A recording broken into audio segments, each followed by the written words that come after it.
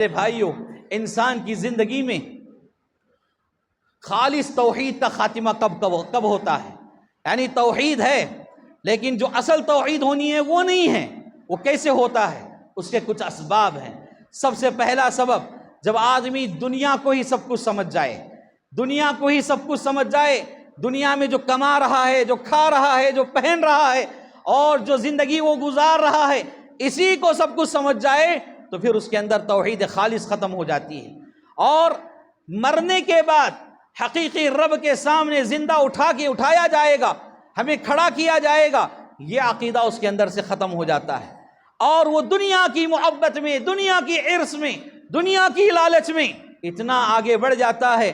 پھر ایسے ہی بندے کے بارے میں اللہ سبحانہ و تعالیٰ نے فرمایا الہاکم التکاثر حتی زرتم المقابر، یعنی حرص، لالچ، چاہت اتنی بڑھ گئی کہ اب انہیں کوئی چیز ان کی حرص کو ختم نہیں کر سکتی سوائے قبر کے مٹی کے۔ یعنی جب وہ مر جائیں گے، ان کے چہروں پر مٹی ڈال دی جائے گی تو پھر وہاں ان کی حرص بھی دفن ہو جائے گی، جب تک وہ حرص ان کے اندر لگے رہے گی۔ لہذا دنیا سے بے رغبتی پیدا کریں۔ دنیا سے بے رغبتی کا مطلب یہ کہ دنیا ہی سب کچھ نہیں ہے، اصل زندگی آخرت والی زندگی ہے۔ یہاں تو میں اور آپ چند دن کے مسافر ہیں، یہاں ہم کس کو ستا رہے ہیں، کس کو پریشان کر رہے ہیں، کس پر ظلم کر رہے ہیں، کس کے ساتھ دھوکہ دہی کر رہے ہیں، کتنا جھوٹ بول رہے ہیں، کتنا سود میں مبتلا ہیں، سارے معاملات کا حساب و کتاب وہاں ہونے والا ہے۔ یہ حقیقی زندگی نہیں ہے۔ حقیقی زندگی کے لیے یہ ہمارا امتحان ہے، یہ شروعات ہے ہماری زندگی۔ یعنی حقیقی زندگی کو بنانے سنوارنے کے لیے دنیا میں مجھے اور آپ کو نیک عمل کرنے کی ضرورت ہے۔ دنیا سے اتنا ہی تعلق ہمارا ہونا چاہیے کہ ہم یہاں پر نیکی کرنے کے لیے آئے ہیں، لہذا نیکی کرنا چاہیے۔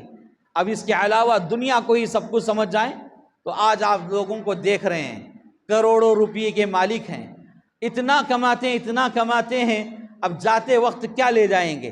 کیا کفن میں کسی کا کوئی جیب ہوگا؟ کوئی سونے کی انگوٹھی اپنے ساتھ لے جائے گا؟ اگر لے بھی گیا تو اس کو کیا فائدہ ہونے والا ہے؟ اس کو کچھ بھی فائدہ ہونے والا نہیں، الٹا یہ مال تمہارے بعد تمہارے بچوں میں اختلاف کا سبب بن کر رہ جائے گا، تمہارے بچوں میں لڑائی جھگڑے کا سبب بن کر رہ جائے گا۔ کہنے کا مقصد یہ ہے کہ دنیا اتنی کمائیں جتنی ہمارے مقدر میں ہے، دنیا کو ہی سب کچھ سمجھیں گے، توحید خالص اپنے دل سے نکل جائے گا۔ اس کا ہرگز یہ مطلب نہیں ہے کہ لوگ دنیا نہ کمائیں۔ اللہ سبحانہ و تعالیٰ نے قرآن میں بیان کیا لا تنس نصیبک من الدنیا، دنیا میں جو کچھ تمہارا حصہ ہے اسے مت بھولو، وہ تمہارا حصہ ہے، وہ تم تک آ کر رہے گا۔ لیکن دنیا ہی سب کچھ سمجھ کر اللہ کو بھول جانا، مساجدوں سے تعلق کمزور کر لینا، نمازوں سے دور رہنا، یہ سارے نقصانات ہیں جس کے سبب ہمارے دلوں سے توحید خالص ختم ہو جاتا ہے۔ اور دوسرا سبب کیا ہے؟ دوسرا سبب کچھ ایسی محفلیں ہوتی ہیں جن محفلوں میں شرکت کرنے کے بعد آدمی پوری طرح مطمئن ہو جاتا ہے کہ آج میں جنتی ہو گیا، آج میں دودھ سے دھلا ہوا ہو گیا، میرے سارے گناہ معاف ہو گئے۔ ایسے کچھ محفلیں ہوتی ہیں، ایسی کچھ مجلسیں ہوتی ہیں جس سے آدمی سستی اور لاپرواہی، غفلت کا شکار ہو جاتا ہے، تب جا کر اس کے دل سے توحید خالص ختم ہو جاتی ہے۔ وہ کون سی مجلسیں، وہ کون سی محفلیں ہیں؟ کئی محفلیں ہیں، ان میں سے ایک مثال میں دینا چاہتا ہوں، وہ یہ ہے کہ عرس کی محفلیں۔ عرس کی محفل، عرس کس کو کہتے ہیں؟ خوشی منانے کو۔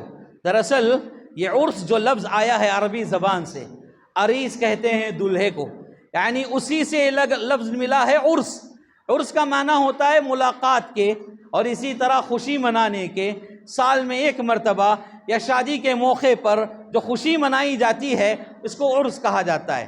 لیکن اب لوگوں نے، مسلمانوں نے اس کو کیا کیا؟ اولیاء اکرام کے وصال کے دن خوشی منانے کو عرس بنا لیا۔ اولیاء اکرام جب انتقال کر جائیں، ان کا جو انتقال کیا ہوا دن ہے، اس دن کو سال میں ایک مرتبہ خوشی کے لیے مناتے ہیں ایصال ثواب کے نام سے۔ ان کو ایصال ثواب پہنچانے کے ارادے سے خوشی منائی جا رہی ہے۔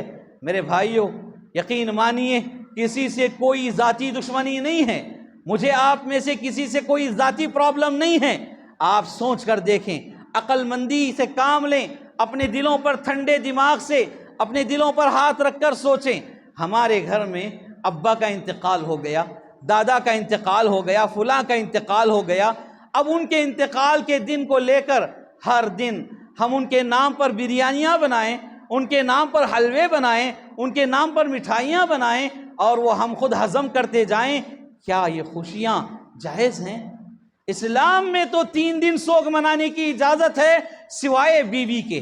شوہر کا انتقال ہو گیا تو بیوی کو 4 مہینہ 10 دن سوگ منانے کی اجازت ہے، اس کے علاوہ بھائی کے انتقال پر بہن کو، اور اسی طرح دوسرے جو بھی رشتے ہیں انتقال پر صرف 3 دن سوگ منانے کی اجازت ہے۔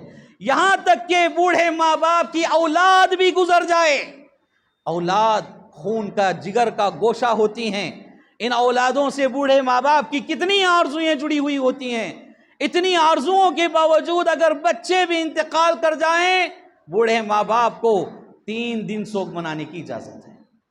کتنی محبت ہوگی، لیکن اسلام نے صرف 3 دن کی اجازت دی۔ ہم کیا کر رہے ہیں؟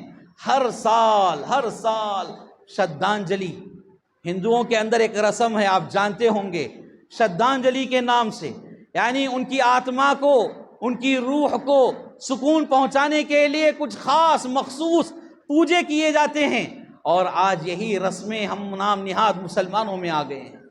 اولیاء کرام کے لیے اس طرح کے کام کرتے ہیں کہ ان کے ایصال ثواب کے لیے، یعنی ان کے نام پر قرآن خوانی پڑھائی جاتی ہے، اور قرآن خوانی جائز ہے میرے بھائیو، قرآن پڑھنا جائز ہے۔ کسی کی اولاد ہے، اس کا باپ انتقال ہو گیا، اولاد خود قرآن پڑھے، یہ جائز ہے، اس کا قرآن پڑھنا ہی کافی ہے کہ اس کے فوت شدہ باپ کو اس کا ثواب پہنچ جاتا ہے۔ لیکن ہم کیا کیے ہیں؟ قرآن خوانی کے نام سے ایک بزنس شروع کر دیے۔ میں اس کو بزنس ہی کہوں گا، کیونکہ رسول اللہ صلی اللہ علیہ وسلم نے نہیں کیا، صحابہ نے نہیں کیا، تابعین تبع تابعین نے نہیں کیا، یہاں تک کہ جو 4 بڑے اماموں کا نام ہم لے کر صبح شام ان کے نام کی روٹیاں سیکتے ہیں، لڑتے ہیں، جھگڑتے ہیں، اختلافات کرتے ہیں، ان 4 اماموں میں سے بھی کسی امام نے قرآن خوانی کے اوپر کوئی دلیل نہیں پیش کی اور نہ ہی اس کے قائل تھے۔ قرآن خوانی کے سلسلے میں آج جو میدان کے اندر، مارکیٹ کے اندر جو سلسلہ چل پڑا ہے، ایک بزنس ہے۔ باقاعدہ مدرسے کے بچوں کو بلایا جاتا ہے، ان کے لیے دعوت کی جاتی ہے، اور مدرسے کے لیے پیسہ دیا جاتا ہے، اور ایک دعوت اور پیسوں کے لیے قرآن خوانی کو ہم نے عام کیا ہے۔ نعوذ باللہ، یہ بدعت ہے۔ ایسی بدعتوں سے ہمیں اجتناب کرنے کی ضرورت ہے۔ اور اسی طرح عرس کی محفلوں میں کیا ہوتا ہے؟ مناقب پیش کیے جاتے ہیں۔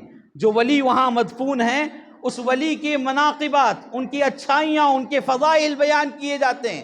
جو فضائل ہیں وہ فضائل بیان کیے جائیں تو وہاں تک بات ٹھیک تھی، لیکن اس سے 2-4 قدم آگے بڑھ کر ان کی کچھ ایسی کرامات بیان کرتے ہیں جو تاریخ کی کتابوں میں نہیں ملتی، اور وہ کرامات جھوٹ پر منحصر ہوتی ہیں۔ بسا اوقات ایسے واقعات بیان کیے جاتے ہیں جو صحابہ کے ساتھ بھی نہیں ہوئے، نبیوں کے ساتھ بھی نہیں ہوئے۔ اب ہم ولیوں کی محبت میں اتنے اندھے ہو جائیں کہ صحابہ سے، نبیوں سے بھی ان کا مقام آگے پہنچائیں، یہ قطعاً جائز نہیں ہے۔ لہذا اس طرح کی چیزوں سے اجتناب کرنا چاہیے۔